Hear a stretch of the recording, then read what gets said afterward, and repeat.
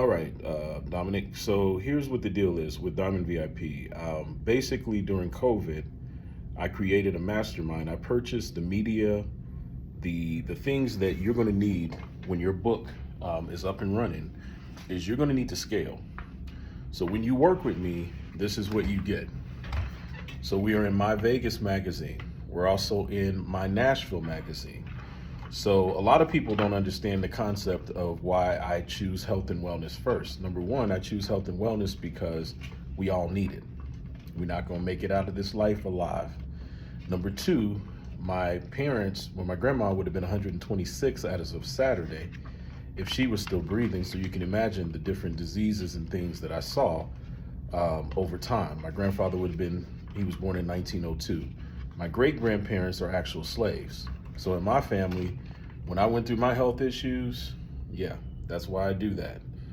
So that's also in the My Nashville magazine down in Nashville, Tennessee. I don't do it as a means of just making money. I do it as a means of 7 touches. I believe in the law of 7 touches. You will need 7 touches, right? Give you 1 touch here. Here's 1 touch right here. This is my Diamond VIP business card. I put a lot of money into this business card. That's actual foil, and it feels like velvet. That's how I do it, right? So that's the first touch. I was also a visual artist, so I designed this. The idea is those 2 kings, those 2 lions. If we can get those 2 lions to agree, we can take over much more territory, okay? That diamond is actually the people. And yes, you can see the foil actually shines. It's pretty cool.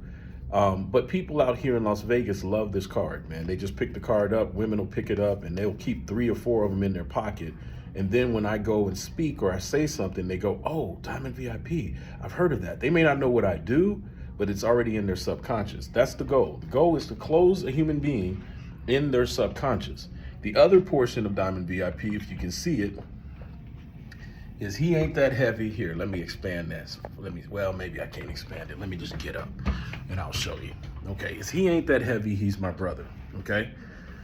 So the idea here was, this was the vision that God showed me. Excuse me, I'm gonna go for a walk. So there you go.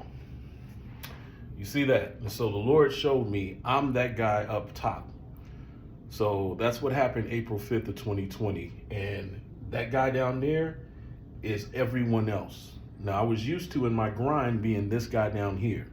And so because I went homeless 21 years ago, it's hard to not think of yourself as being this guy. Every day I wake up, we're still homeless. That's how I see it. And the Holy Ghost had to say, listen, bro, I need you to know something. You're this dude. But if you give people your money, you're going to go broke. So I didn't give people my money. I gave them my time. I gave them resources that they didn't have. And so we built this out skillfully and creatively. And I wanted to build something that looked like nothing else you've ever seen before in your human existence. So what I decided was we had to have amenities. When you drive through Fort Mitchell, Kentucky, if you go into that Mercedes-Benz dealership, you will learn that I'm actually one of the guys that helped found that dealership once it got built. They may still have the picture when we cut the ribbon and everything, right? So they had this thing where they called me Hollywood all the time. But the reason they called me Hollywood was my ability to deal with people that they couldn't deal with. For instance, Bronson Arroyo, who was a Reds player. I'm the first person to ever sell a Cincinnati Reds player. Stephen Coffin, the Triple Crown winner for a firm. I'm the first person to sell, not only sell him, I sold his daughters too, some cars. And it just so happened that they were teaching, the daughters and the wife were teaching Alexia, my daughter, acting and those kinds of things. And so acting and dance. And so it just happened organically. So I said, Lord, how do I use my gifts the most skillful way humanly possible to help the community grow? I mean, when I say community, I'm talking about people like you and me of our hue of skin, because what the Spirit showed me, this is your fault, right? I say that jokingly, but it really tongue in cheek. This is what happened. You contacted me about all of those ministers, the bishops and all this that were passing away. I think it was like 35 of them, 17 or so. You were sending me, man, you were sending me so many of them during that time. The Spirit says to me, stop attending to Pharaoh's business. Get up and build for your people. Jason Hargrove in Detroit, the bus driver, I don't know, for some reason, man, I just connected to this guy. And the Spirit was like, make his name famous. I said, Lord, I don't even know this man. He said, make his name famous. The why is simple, Dominic, because I'm actually the guerrilla marketer. This is what Greater Bethel never knew back then. Erica would produce the show.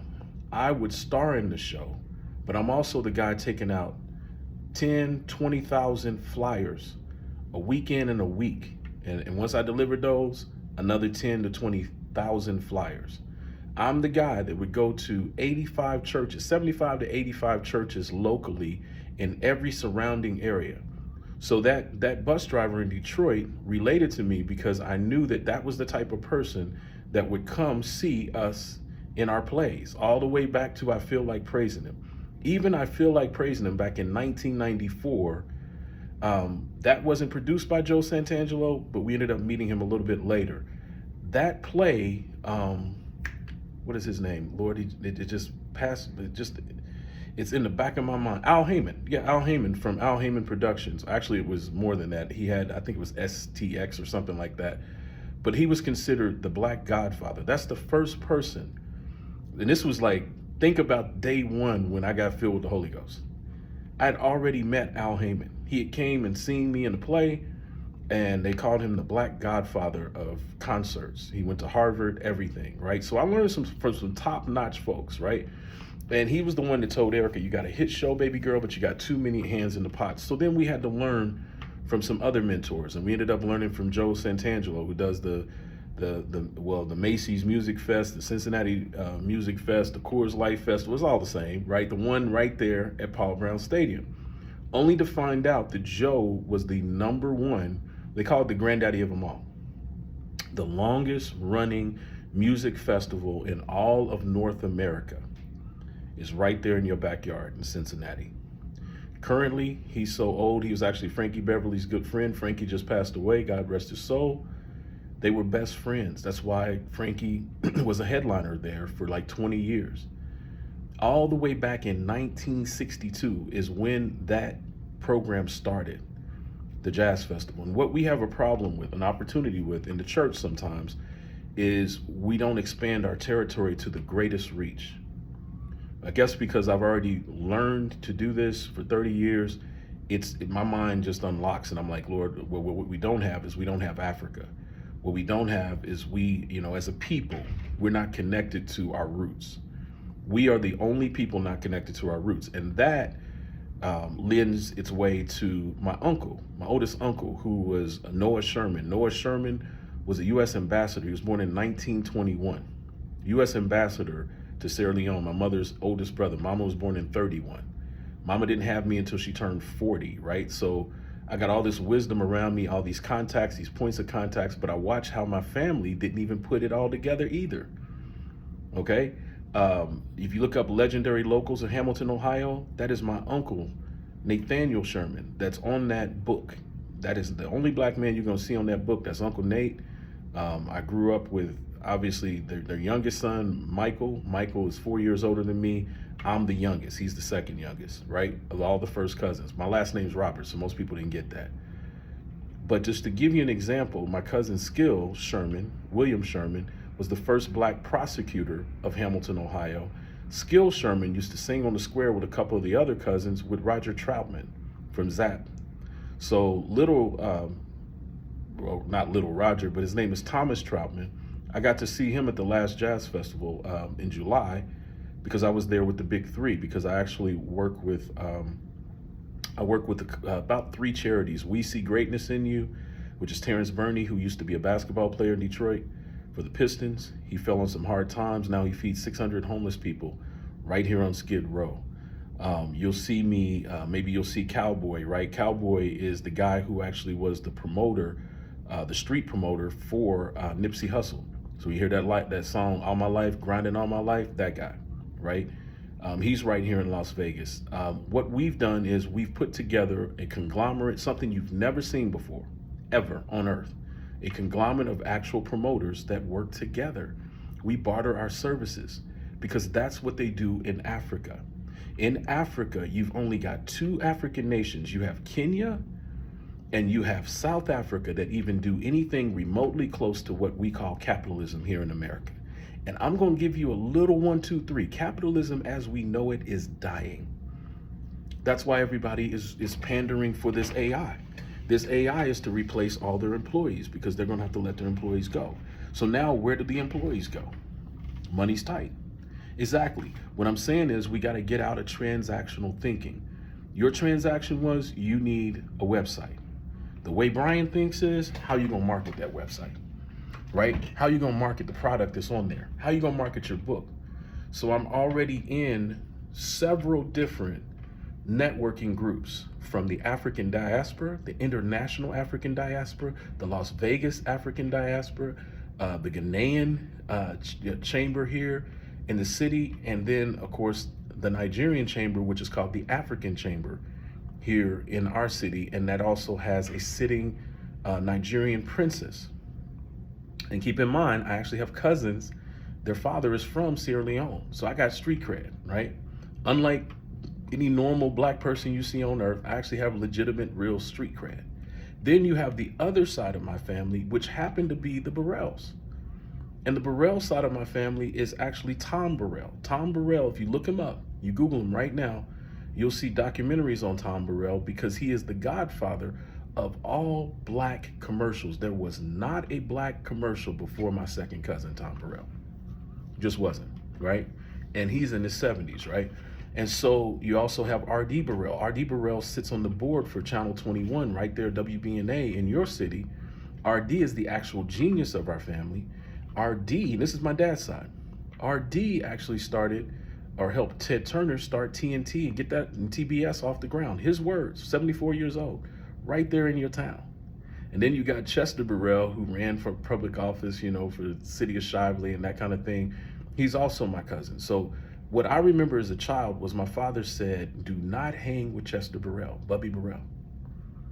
And so a lot of these things didn't really get reborn until I saw Chester again at my father's funeral in 2008. But then Chester led me back to the rest of the Burrells, and actually Burrell, Alabama is actually named after our family. Kim Burrell is my cousin, and so is Stanley Burrell, who's MC Hammer. So that's what I'm basically saying. When I say things like media, empire, or things of that nature, I'm saying behind the scenes, you're not gonna have no more connected black family in this universe than ours. I was talking to Curtis Blow. Curtis Blow wants us to do the hip hop church out here in Las Vegas. What God showed me was I'm pulling a group of resources together and small businesses, but we're doing it through reciprocity in business, meaning you have to invest in something, some business or something that we're doing here, and all the rest of these amenities come to you. And when I say amenities, I'm saying from time to time, we'll make mentions of you, we'll market you. I don't see it like a lot of people see it. Social media is a very small portion. Matter of fact, if you look up Dr. George Fraser, you will see that only literally 15% of what you do is skill-based, but 85% of what you do is relationship-based. This was 2019 when he was talking about, actually he was discussing Boston and talking about how broke, unfortunately, we are in Boston. He was using that as an example to explain that literally at this rate, it's going to take us 248 years to catch up. And one of those reasons is quite simple.